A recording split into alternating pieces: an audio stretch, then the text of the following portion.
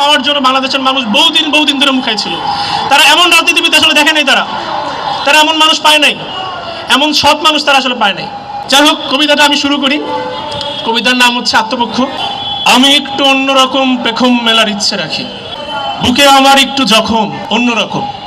রক্তপাতের পরে যেমন নিঃস্ব মানুষ নিশ্চেতনায় ঘুমিয়ে থাকে, আমি তেমন ঘুমিয়েছিলাম দীর্ঘ সময়।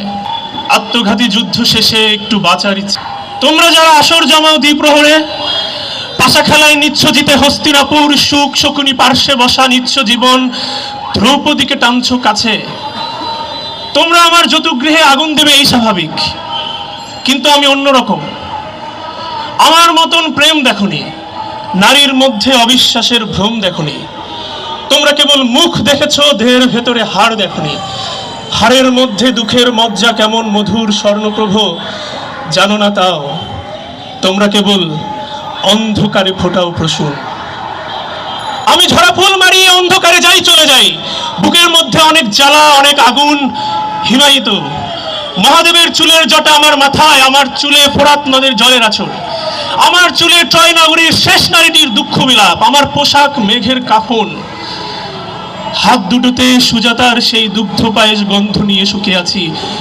আমি ব্যর্থ পিপাসার্থ, হায় হোসেন হায় বিলাপ নিয়ে তিনটি চড়ই উঠছে আমার মাথার উপর।